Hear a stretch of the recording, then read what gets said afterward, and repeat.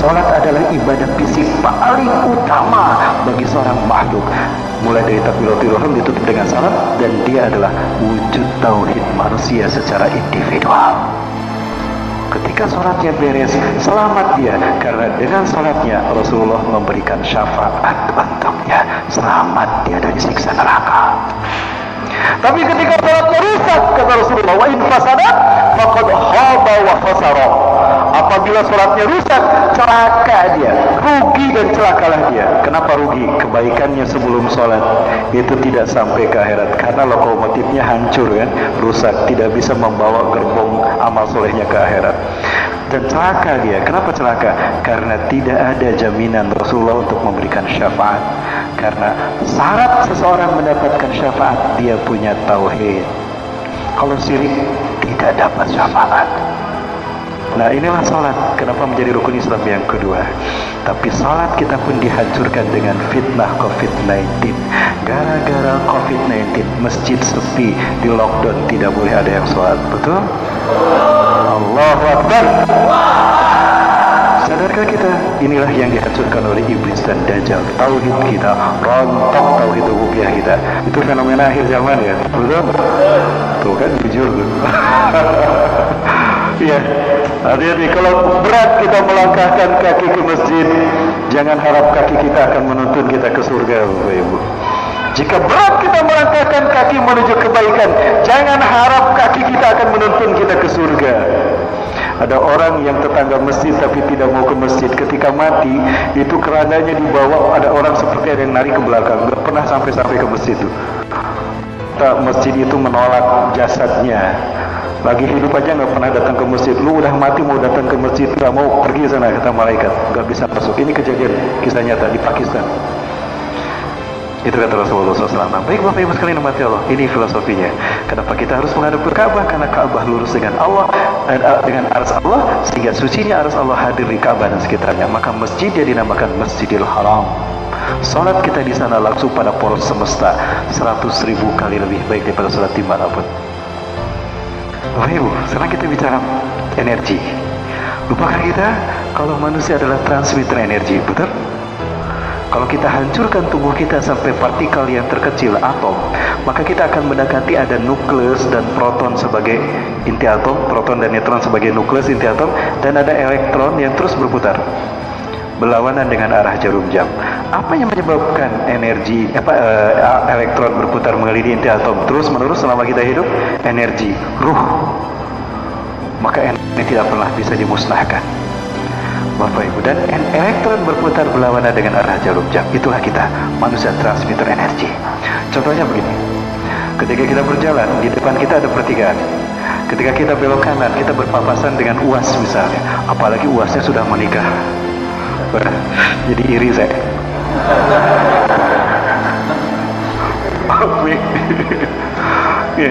Ketika kita berbelok kanan, di kanan kita berpapasan dengan ulama, dengan UAS. Apa perasaan yang muncul dalam hati kita? Senang. Wah, selfie dulu ya UAS. Coba ya tuh, senang kan?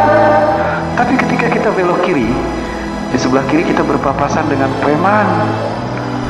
Wajahnya menyeramkan, ada antingnya, penuh tatonya, wajahnya menyeramkan, berpapasan dengan kita. Apalagi premannya belum pensiun. Karena kalau preman udah pensiun, di masjid dia hijrah, betul? Perasaan apa yang muncul dalam hati kita ketika kita berpapasan dengan preman? Perasaan senang? Perasaan apa? Kenapa takut perasaan yang muncul? Energi. Bertemu dengan ustadz, senang kita, energinya positif, penuh dengan amal soleh, betul? Bertemu dengan preman yang belum pensiun, takut karena energinya, yaitu tadi. Itulah aura. Kalau kita beriman, kalau kita pelaku kebaikan amal soleh, aura kita positif. Kalau kita pelaku kebaikan, manusia itu pelaku kejahatan negatif, betulnya, maka pembawanya. Begitulah ketika kita memasuki masjid, damai hati kita, karena penuh energi positif. Tapi kalau kita masuk diskusi, perasaan apa yang muncul? Sama dengan di masjid? Tidak, negatif. Ya, itulah aura. Kalau saya ketemu dengan aura kasih, positif, negatif. Ya, Ustaz juga manusia. Tahu yang cantik mana yang enggak ya Bu ya? Bu, lanjut Bu. Lanjut. Ketika kita sholat, sebetulnya kita sedang melaporkan iman Islam kita kepada Allah dalam bentuk gelombang energi iman dan Islam. Maka harus menghadap ke Ka'bah dan harus khusyuk agar energi kita fokus ke Ka'bah. Kalau tidak khusyuk keliling-keliling tuh, jasadnya di masjid, fisiknya masih di rumah. Nah itu tidak khusyuk namanya. Ya. Dan kalaupun kita khusyuk, mungkin energi kita sekian kilobyte. Tapi kalau kita berjamaah, energi kita digabung dengan energi jamaah, maka cepat sampainya ke Ka'bah. Betul? Itulah kenapa Rasulullah SAW sabdakan, salatul jama'ati afdal min salatil fadhi bisab'ati wa ishrina darajah. Salat berjamaah lebih baik daripada salat sendirian, 27 derajat bedanya. Ketika kita salat berjamaah, energi kita digabungkan dengan energi jamaah, cepat sampainya ke Ka'bah. Itulah salat kita, melaporkan tauhid kita, iman Islam kita kepada Allah, ke Ka'bah. Bapak Ibu rahmati Allah Subhanahu wa taala, azan tidak pernah berhenti setiap detik. Coba kita renungkan. Ketika di Indonesia azan subuh, Malaysia sudah azan. Allahu Akbar, Allahu Akbar. Azan subuh di Malaysia. Malaysia azan subuh belum selesai, Thailand azan. Thailand belum selesai, Bangladesh azan. Belum selesai Bangladesh, Pakistan azan.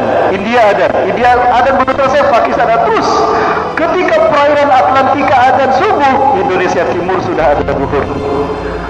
Jadi azan tidak pernah berhenti setiap detik. Dan kiamat tidak akan terjadi melainkan tidak lagi ada yang azan di muka bumi. La taqumu sa'atu hatta la yuqala fil ardi Allahu Allah. Tidak akan terjadi hari kiamat sehingga tidak lagi ada terdengar suara azan di muka bumi. Allahu Akbar, Allahu Akbar. Pandemi COVID-19 menghentikan azan karena masjidnya ditutup. Betul? Inilah fitnah Dajjal, Bapak Ibu. Allahu Akbar. Ketika azan tidak pernah berhenti setiap detik, maka manusia pun tidak berhenti mengirimkan iman Islam mereka ke Ka'bah dalam bentuk gelombang energi, Bapak Ibu. Betul? Maka tidak henti-hentinya semua manusia dari penjuru dunia, dari manapun, mengirimkan energi iman Islam mereka dengan salat mereka. Maka numpuklah energi iman Islam manusia di Ka'bah. Berikutnya, inilah kaitan salat dengan ibadah haji. Ibadah haji adalah konfigurasi dasar, konfigurasi utama dari tauhid manusia secara global. Hancur tauhid, hancur hajinya, hancurlah tauhid umat manusia. Bapak Ibu yang mati Allah, kapanpun kita datang ke Masjidil Haram, itu selalu ada orang yang tawaf. Ini sebelum pandemi. Betul? Mau jam berapapun kita datang ke Ka'bah, selalu ada yang tawaf. Dan tawaf, para sahabat menyaksikan Rasulullah SAW. Kana Nabi sallallahu alaihi wasallam ja'ala al-Ka'bata fi shimali innama yatufuha. Adalah Rasulullah SAW menjadikan Ka'bah di sebelah kirinya ketika Nabi mengelilinginya. Berarti berlawanan dengan arah jarum jam. Apa yang terjadi ketika energi yang berkumpul di satu titik diputar berlawanan dengan arah jarum jam? Atau seperti kaidah tangan kanan, maka akan ketika energi diputar berlawanan dengan arah jarum jam atau sejajar dengan 4 jari ini, searah dengan 4 jari, maka akan terjadi lompatan energi yang arah vektornya ditunjukkan oleh ibu jari kita. Maka akan terjadi lompatan energi yang arahnya ke atas, kemana? Kan tadi Ka'bah lurus dengan arus Allah. Maka sampailah energi iman Islam manusia seluruh dunia yang diputar oleh tawaf ke arus Allah. Maka sampailah wajah dan iman Islam kita kepada Allah. Maka itulah kalimat talbiyah yang harus kita ucapkan ketika kita mengunjungi Baitullah. Labbaika Allahumma labbaik. Betul Bapak Ibu? Kami datang memenuhi panggilan-Mu ya Allah. Inilah aku ya Allah. Satu keliling kita tawaf, 1 lapis langit terlewati. 7 keliling kita tawaf, 7 lapis langit terlewati. Sampailah iman Islam kita kepada Allah. Itulah kenapa wajib haji sekali seumur hidup. Paling tidak sekali seumur hidup. Kalau tidak umrah, agar kita datang mengirimkan energi iman Islam kita sendiri yang kita tabung seumur hidup kita dengan sholat kita. Allahu Akbar. Inilah Islam.